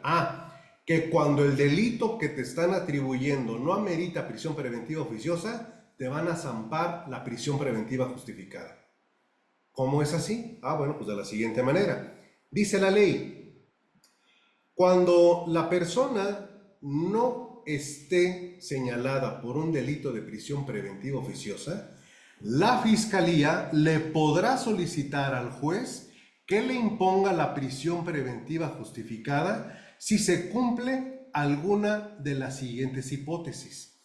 Y en hipótesis podemos decir que tendríamos quizá unas 12 o 14 según el método de interpretación legal que usemos. Pero les voy a dar un ejemplo. Estas hipótesis se encuadran en 3 categorías. 1. Sustracción de fuga o riesgo de fuga. Número 2, riesgo para la víctima o para la sociedad. Y número 3, peligro para la investigación. Ok, ¿estas categorías existen a nivel europeo? Sí, sí existen. Son exactamente las mismas. Solo que los estándares de comprobación en México son lo más mínimo de lo mínimo. Se puede presumir la fuga hasta por interpretación legal. Entonces, la Fiscalía le queda muy sencillo poder solicitar la prisión preventiva justificada en cualquier caso. Déjeme darle datos. Antes de que entrara en vigor el sistema acusatorio en México, teníamos en nuestro país 182,000 personas privadas de la libertad sin condena. Con la entrada en vigor del nuevo sistema acusatorio y hoy en día tenemos más de 242,000 personas privadas de la libertad sin condena. Es decir, salió pero el remedio. Aquí decimos en México, salió más caro el caldo que las albóndigas. Lo que supuestamente se iba a reformar para darle simetría constitucional y garantista al proceso penal, se acabó. Y el tema que me pidieron desarrollar de manera concreta, partiendo de la prisión, es ¿qué sucede en México con los delitos de carácter fiscal? Bueno, la inquietud de los delitos fiscales en México surgió a propósito de lo siguiente. Déjenme que les cuente esta historia, nada más para que se sorprendan, vean ustedes. Si la prisión, como mecanismo de control punitivo anticipado, solo puede estar en la Constitución, no, Aquí en México eso no nos importó. Si comemos picante podemos hacer más cosas. El legislador secundario dijo, no hombre, pues yo también puedo hacer delitos oficiosos de una vez, pum, y me metí delitos fiscales, órale. O sea, ¿cómo puedes tú, legislador secundario, reformar y ampliar el catálogo de delitos de prisión preventiva oficiosa si eso es una facultad exclusiva del constituyente? Afortunadamente en aquel tiempo todavía tenemos una corte, medianamente funcional, y a través de un ejercicio de control que se llama acción de inconstitucionalidad, la corte le dio un coscorrón al Congreso y le dijo, oye, tú no puedes hacer esto. Porque ya lo tenía legislado, ya estaba hasta publicado. Y le dijo, no, eso se elimina, tache, pum. ¿Ok? Pero ya lo habían hecho, pero se anuló afortunadamente. Bueno, pero poco duró el gusto, porque entonces dijo el legislador, ¿ahora qué hacemos? Ah, pues hay que decirle al Ejecutivo que entonces mande una reforma constitucional. Ah, pues sí, entonces corrigieron el camino, se mandó una reforma constitucional. Hoy, fíjense nada más, de aquellos posibles 12 delitos que eran de prisión preventiva oficiosa, hoy podemos tener en la Constitución más de 52. Para que vean cómo se expande el derecho punitivo. Más de 52 figuras ameritan prisión preventiva oficiosa. Y si no está en la prisión preventiva oficiosa, te aplicamos prisión preventiva justificada. Ok. Hoy en día, en nuestra Constitución mexicana, en el ámbito fiscal, están previstos 2 delitos: contrabando y el uso de comprobantes falsos, fiscales falsos. Hago un pequeño desarrollo de esta última tipología, uso de documentos falsos, comprobantes falsos. En México, para evadir el pago de impuestos, se puso de moda, de mala moda, empresas que generaban facturas fantasmas. Es decir, a alguien del auditorio, por un servicio profesional, le pagan 10,000 euros, pero como tiene que pagarle el 30 o 35% del ICR a la hacienda pública, entonces logra conseguir que una empresa fantasma le haga una factura por 9,999 euros. Y él paga esa factura, le da la factura, la manda a Hacienda y la empresa le regresa el dinero en otra cuenta de un tercero o en efectivo. Y de esa manera, el acreedor hacendario libra el pago a Hacienda. Y lamentablemente ese fenómeno en México se disparó, sí se disparó. Creo que era mejor y más eficaz colocar sistemas de detección de estas evasiones fiscales que crear el delito en sí, pero bueno, no está por demás. Ok, entonces ahorita constitucionalmente el contrabando y el uso de comprobantes falsos fiscales ameritarían, y fíjense lo que les digo, ameritarían prisión preventiva oficiosa. Pero todavía falta que ahora sí el legislador secundario diga, del delito de contrabando, que son como 14 hipótesis, estas son las que van a meritar prisión preventiva oficiosa. Del uso de documentos fiscales falsos, solo cuando sobrepasen esta cantidad van a meritar prisión preventiva oficiosa. Pero eso el legislador secundario aún no lo ha hecho. Entonces, si en México, donde también opera lo que la doctora Julieta nos enseñó de Argentina, opera, al igual que en España, aquí también la responsabilidad penal de las empresas, si se llega a una investigación y judicialización de un caso por contrabando o por uso de recibos falsos, fiscales falsos, no se le podría aplicar la prisión preventiva oficiosa porque esa figura no ha terminado de ser aterrizada en la legislación secundaria. Pero le podrían aplicar prisión preventiva justificada. Aunque tengo que confesar algo. Aquí en México, eso de la teoría pura del derecho de Kelsen, la dimensionamos todavía más. Porque en otros casos similares, y voy a explicar el contexto, la Constitución dice, se aplicará la prisión preventiva oficiosa a el homicidio, el secuestro, la violación, y dice, y a los delitos cometidos con armas de fuego o explosivos. Con armas explosivos, perdón. Delitos con armas o explosivos, en los términos que establezca la ley. Ok, ¿qué significaba eso? Que la ley secundaria tendría que establecer cuáles armas, cuáles explosivos, etc. Bueno, ahí les va. En un proceso penal donde un padrastro le dio de cinturonazos a la hijastra por malportada y que era violencia familiar, aunque se los ganó, los cinturonazos los había ganado, pues lo citan a una audiencia. Pues ahí va el padrastro, sí, pues ahí que ven, pues sí, le di sus fregadazos, pues ¿por qué hizo todo esto? Bueno, le dice el juez, qué bueno que anda por acá, aprovecho para decretarle la prisión preventiva oficiosa. A ver, ¿cómo que prisión preventiva oficiosa? ¿Sí es violencia familiar? Sí, pero le pegó con el cinturón, y para mí el cinturón es una arma. Y como la Constitución dice, por delitos con armas o explosivos, para adentro. Así, de ese tamaño. Y no es lamentablemente imaginación, es una anécdota profesional. Entonces, México enfrenta un dilema muy fuerte, porque la prisión preventiva oficiosa llegó para quedarse, tenemos un nuevo poder judicial politizado y las expectativas de respeto a los derechos humanos en el ámbito procesal penal están como han estado las acciones de Tesla, a la baja. Codex, muchas gracias por la invitación y aquí estamos a la orden. Excelente exposición, le agradecemos mucho, doctor Regino.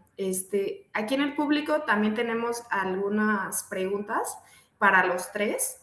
Quisiera ver si podemos comenzar a explicárselas. Marlene Trujano nos pregunta, doctor Regino, considerando la tensión entre la necesidad de garantizar la seguridad pública y la protección de los derechos humanos, ¿qué mecanismos alternativos a la prisión preventiva oficiosa podrían implementarse en México para equilibrar de manera efectiva el respeto al debido proceso con la eficacia en la persecución de delitos? Tenemos que tomar en cuenta lo siguiente. México tiene un grave problema de criminalidad, sí, pero el proceso penal no es el espacio. El proceso penal no es el espacio para... A ver, ¿ahí me escuchan? Sí, está en la cámara. En México tenemos un grave problema de criminalidad, 100% sí. Pero el proceso penal no es el espacio para llevar a cabo la lucha por algo que se conoce como seguridad pública o seguridad ciudadana. Es un error. El proceso penal no dirime ni resuelve la inseguridad. Quien resuelve la inseguridad es la economía, es la educación, las opciones de trabajo, las opciones de desarrollo, las intervenciones sociales primarias. Eso es lo que resuelve la criminalidad. El proceso penal puede, a través de una investigación criminal eficaz y eficiente, ir abatiendo los índices de impunidad, pero no de seguridad. Entonces, tenemos que ir repartiendo las tareas y los roles como corresponde.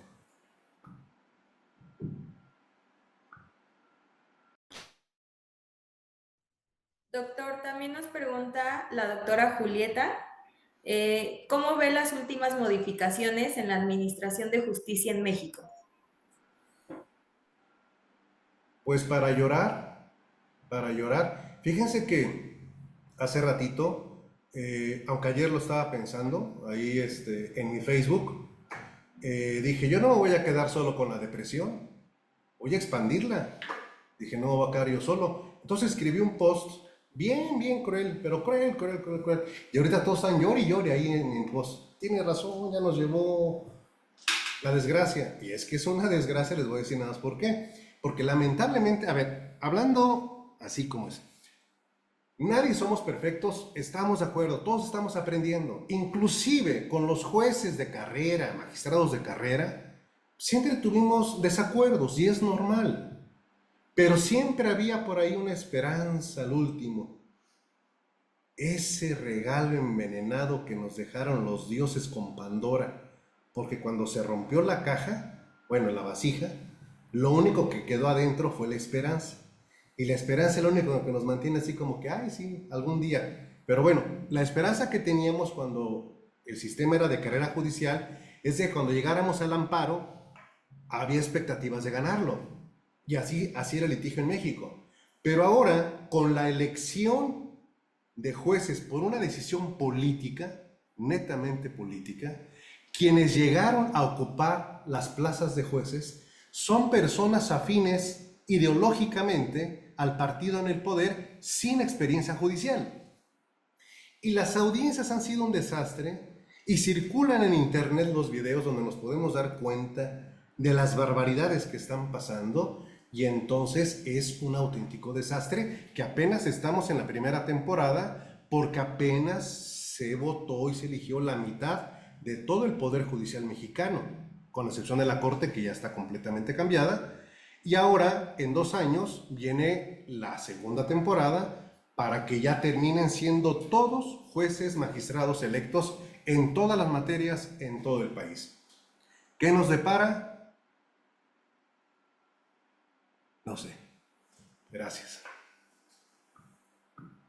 Muchas gracias, maestro. María Esther nos pregunta específicamente a la doctora Teresa, nos comparte excelentes exposiciones, muchas gracias por compartir sus conocimientos y experiencia. Quisiera hacer una pregunta, ¿qué mecanismos de redicción de cuentas deben implementarse para asegurar que los jueces actúen con imparcialidad al decidir sobre la libertad o detención de la persona?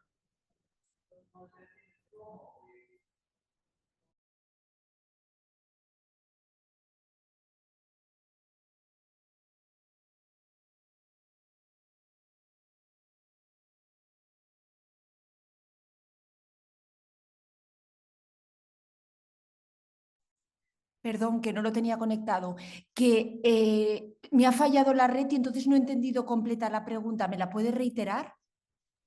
Sí, doctora.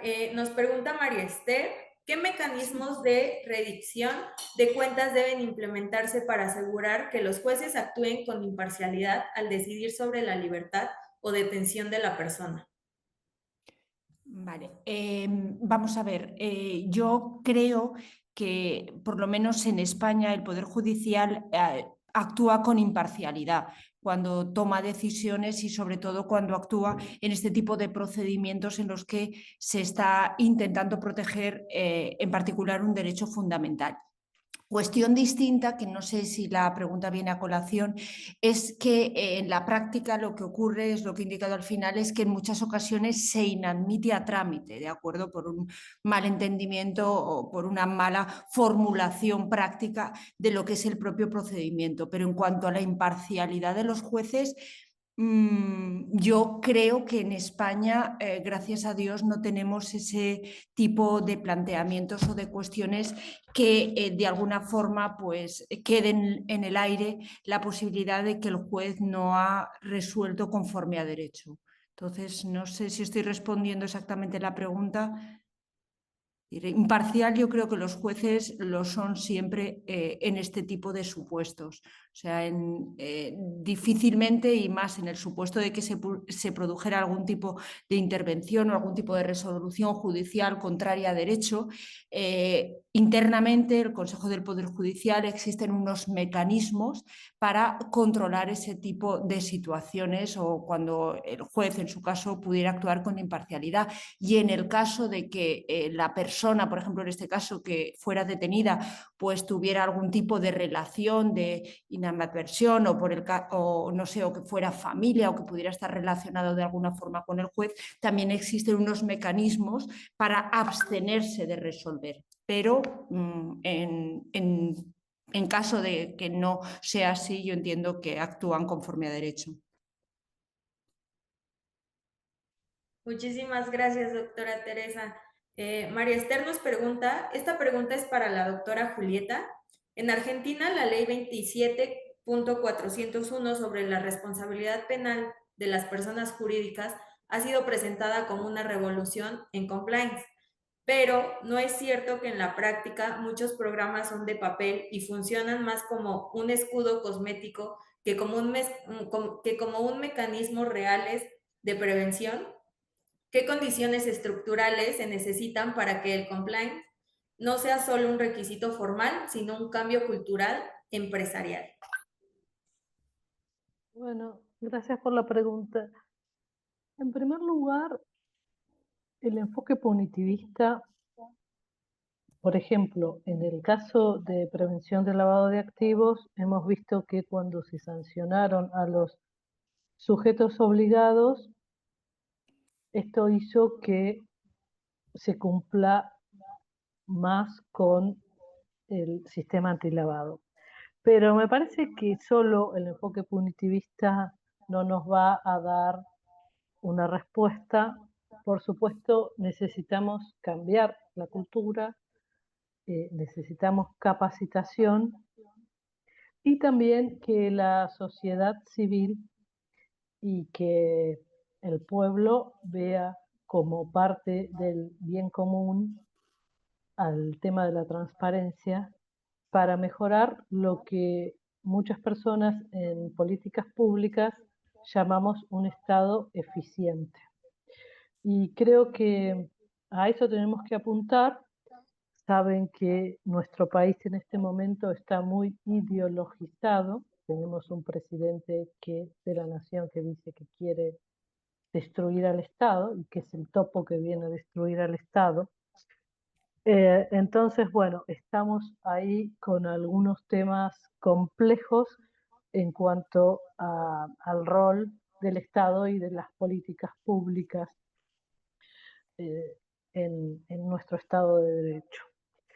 Si bien estamos viendo que las instituciones están respondiendo bien, nosotros tenemos una Corte Suprema de Justicia con solo 3 varones, nos faltan por lo menos 2 cortesanos más, pero sí estamos viendo que hay algunos, bueno, hay algunos límites por parte del Poder Legislativo Nacional. Nosotros, como muchos países, tenemos una constitución presidencialista, así que para nosotros es muy importante el presidente de la nación que elegimos por 4 años.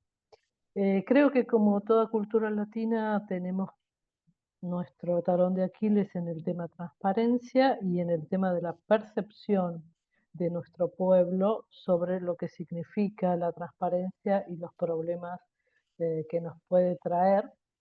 Además que con el tema de la digitalización y de que cada vez es más fácil que el dinero se mueva de manera transnacional, ese es otro tema también que nos está, bueno, a todos en la región impactando. Si ven, ahora nosotros hemos tenido un caso de 3 chicas que han sido asesinadas, para nosotros son 3 femicidios, por un cártel de Perú que está en la zona oeste de la ciudad de Buenos Aires, en el Bajo Flores, y que ha actuado de manera bueno, mafiosa matando a estas 3 chicas. Entonces creo que estos son temas que nos atraviesan a todos, hablando, esto estamos hablando de transparencia, pero bueno, el crimen organizado transnacional está más relacionado con el sistema antilavado, pero también corroe al Estado en general. Así que creo que es algo multilateral y es un primer paso y bueno, nos falta mucho para seguir avanzando sobre estos temas que en este momento lamentablemente no son prioridad para el Estado argentino nacional a través de este sistema presidencialista. Ahí los dejo.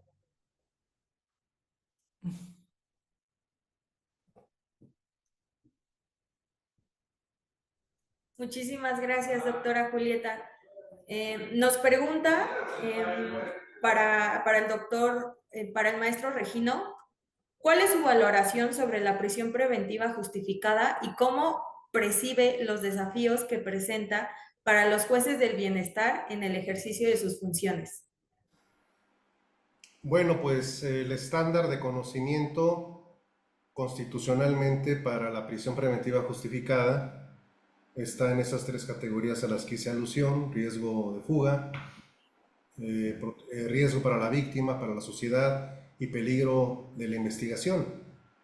Entonces, como son gente sin carrera judicial, vienen con sesgos punitivos. Y los sesgos punitivos les van a impedir entender lo que son derechos humanos, presunción de inocencia, etc. Y sus resoluciones van a estar orientadas a la generación de su legitimación a través de la aprobación de la opinión pública. Esto es, si es una sociedad indicativa donde la prisión se interpreta como justicia, no otorgar una prisión preventiva justificada puede tomarse como un acto de corrupción, de impunidad, de flexibilidad en perjuicio de lo que está buscando el Estado. Entonces, la PPJ será norma general en los siguientes años en nuestro país. Muchísimas gracias, maestro. Una última pregunta, y en este caso es para los tres.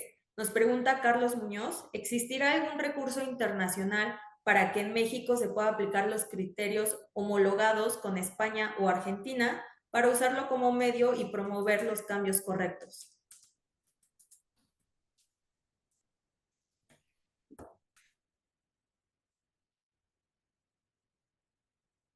Sí, sí me puede ayudar a responder, maestro, y sucesivamente pasamos con las doctoras. Correcto, con mucho gusto. Bueno, como les decía de la esperanza de Pandora, a lo mejor existe uno que se llama Corte Interamericana de Derechos Humanos, que podrá resolver algún caso dentro de 10 o 15 años. Y cuando lo resuelva, México va a decir que ya no acepta la inconvencionalidad. Es decir, estamos fritos. Y creo que ya después de la plática que he escuchado, lo que vamos a hacer es que nos vamos a ir en bola allá con la doctora Teresa Agut a pedirle chamba allá en España. Gracias.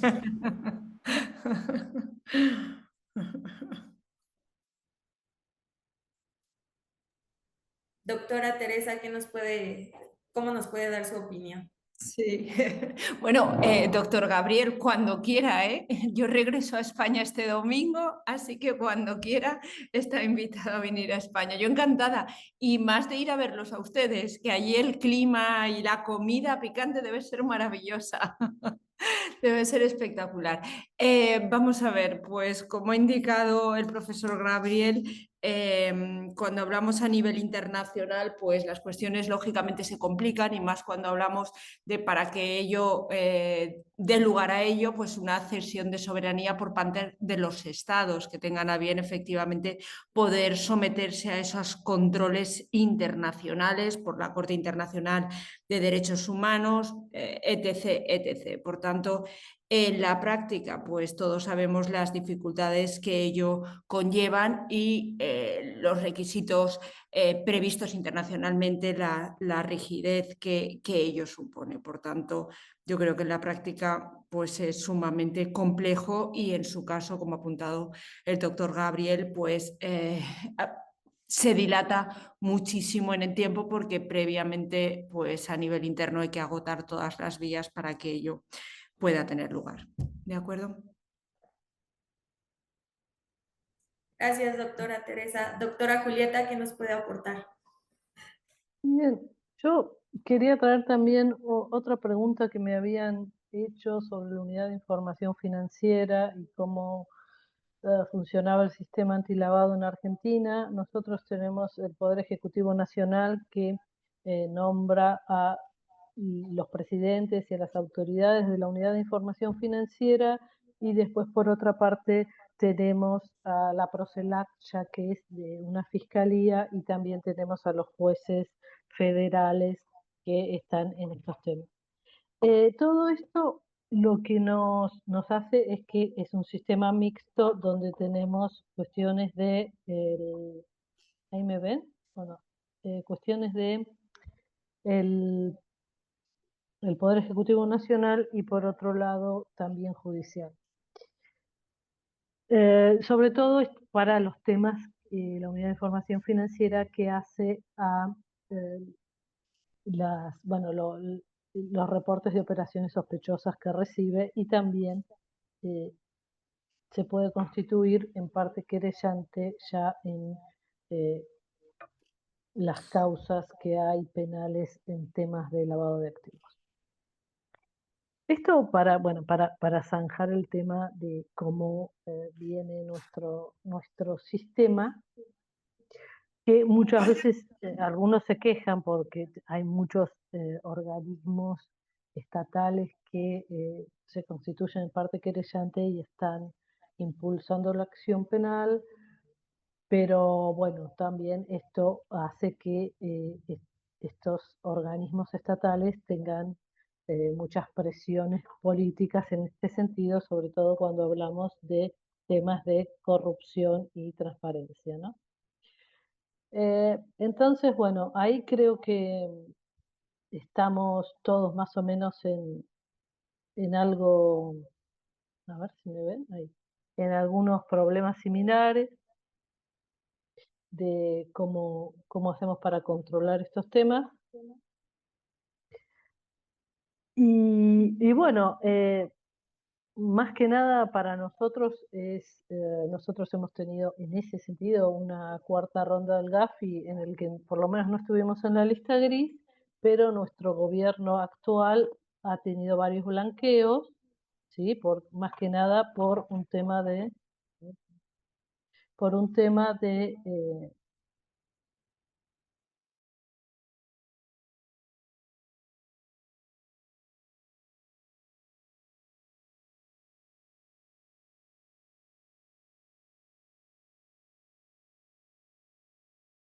hola, hola, ¿ahí me ven? Bueno, no me ven, pero me escuchan, creo. Eh, Hemos tenido varios problemas de lavado de activos y de blanqueo porque nuestro actual gobierno, por temas, digamos, de macroeconomía, ha hecho varios blanqueos. Entonces, bueno, eso nos ha llevado también a algunos problemas de que las normas de prevención de lavado de activos no se estaban cumpliendo.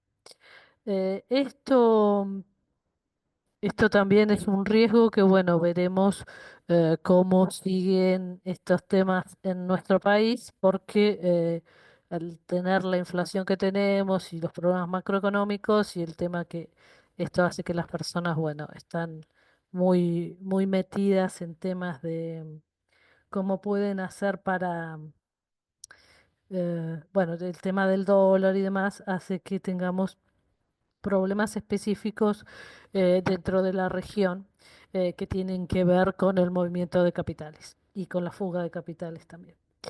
Eh, Esto más que nada para ver que si bien todos los países tienen algunos temas en común, también tenemos particularidades específicas en cada uno de nuestros países y la nuestra tiene que ver con esos temas de una economía bimonetaria como la que tenemos en Argentina, que no ocurre por ahí con países como Brasil, ¿no?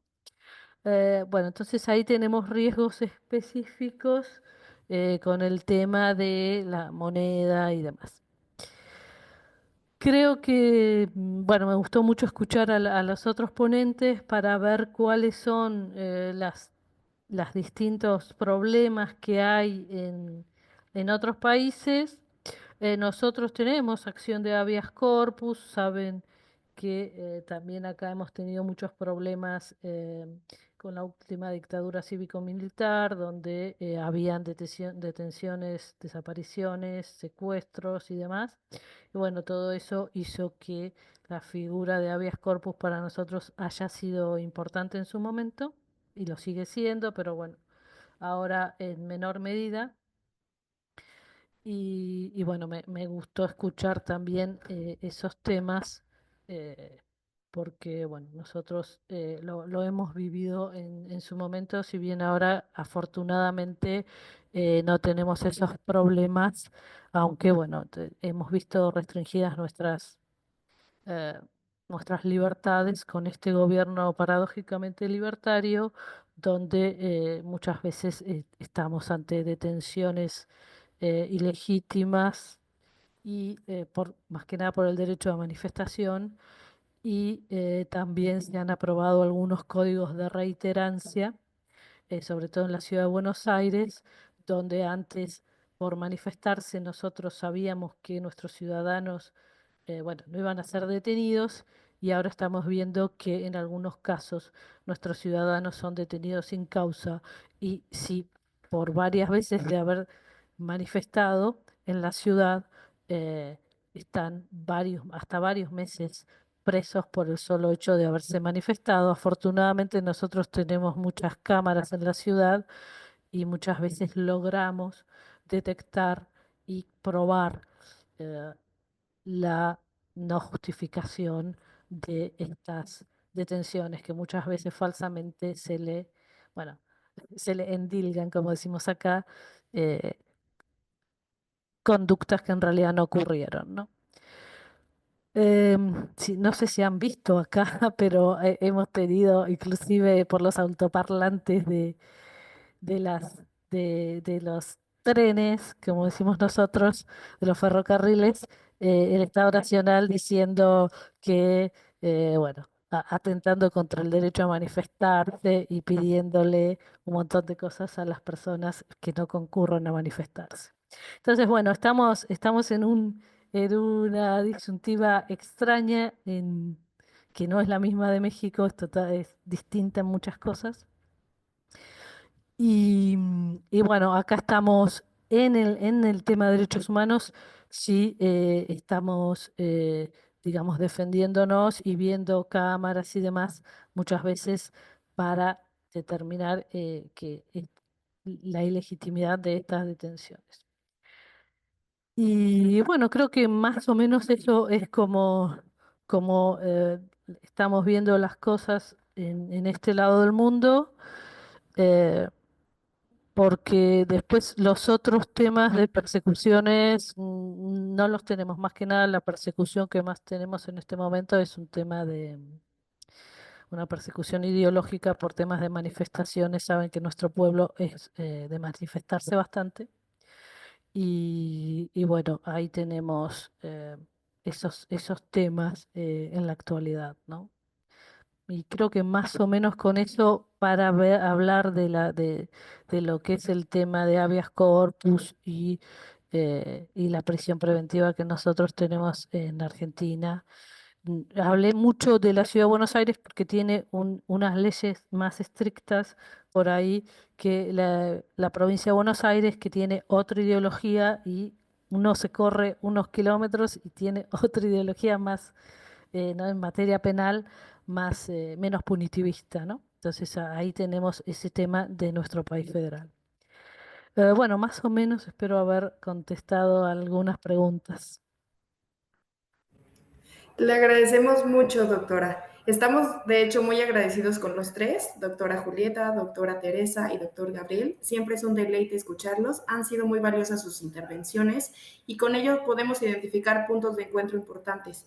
La necesidad de garantizar que la prisión preventiva sea excepcional, proporcional y bajo control judicial estricto. También vemos diferencias claras. México mantiene una figura automática cuestionada por organismos internacionales para delitos fiscales. Si bien aún falta modificación a la legislación secundaria, se puede aplicar mediante la prisión preventiva justificada. España cuenta con un habeas corpus ágil, aunque no está exento de desafíos, y Argentina ha desarrollado criterios judiciales que buscan asegurar estándares de libertad más robustos. En conclusión, el estudio comparado nos permite reconocer que la protección de la libertad personal sigue siendo uno de los mayores desafíos del derecho procesal penal contemporáneo.